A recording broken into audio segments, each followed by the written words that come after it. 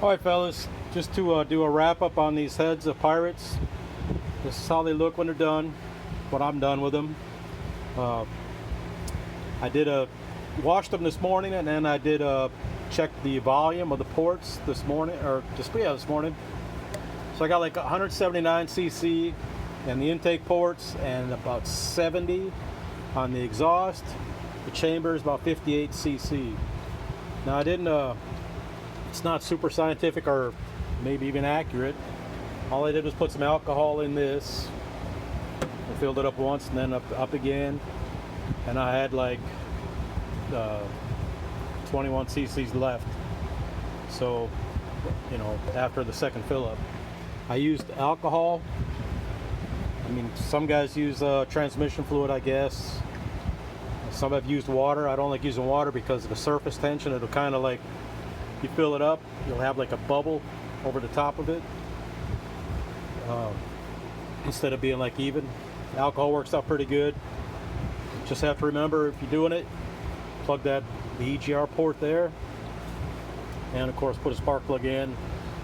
I used the inner spring out of some the ones that were on the, I forget what I had them on. Oh, they were on the red car back in the day. They're a comp spring.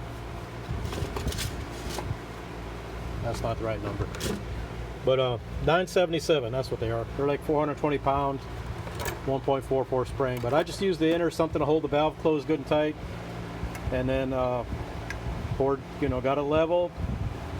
Made sure I had a rocker stud in there, plugged that hole too, and that's what they come up with.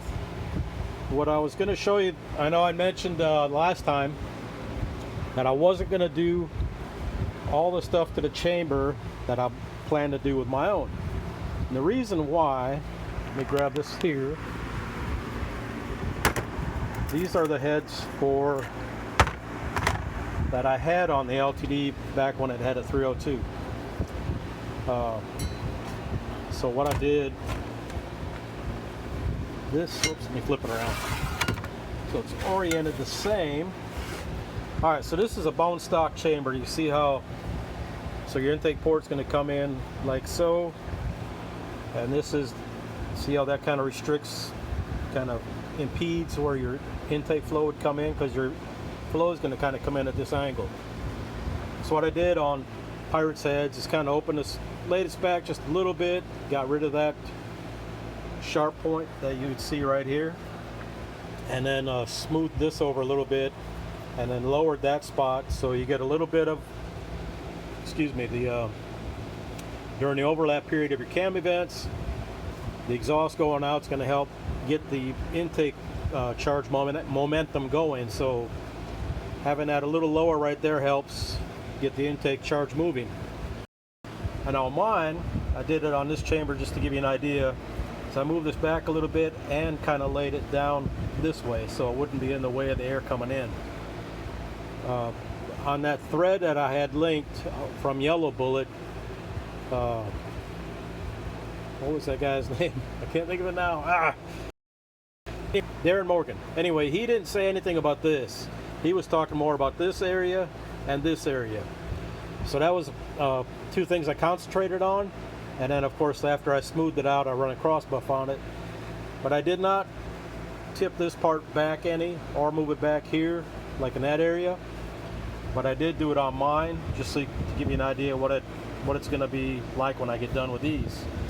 These heads are going to go on Vincent's 331 when we get that going for his Capri.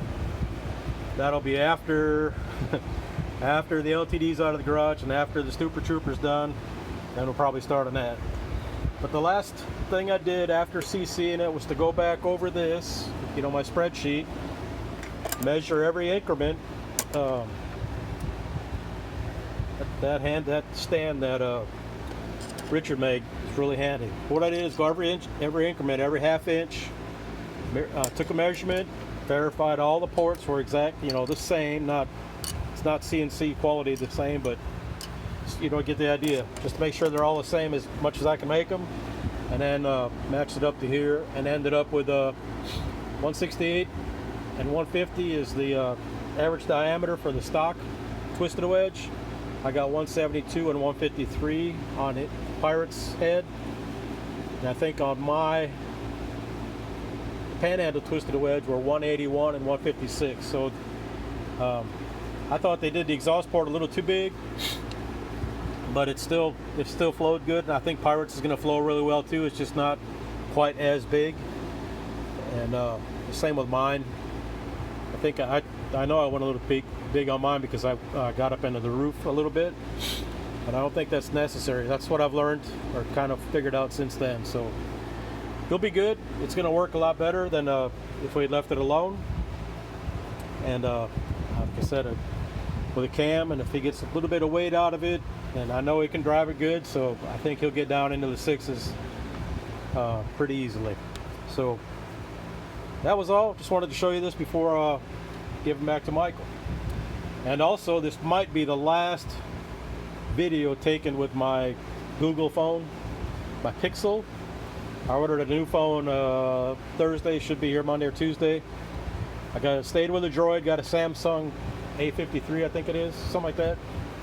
So probably no LTD-LX update this week because I ain't really done anything with it. I've been monkeying with these. So we can start in earnest again. Still shooting for the end of the month.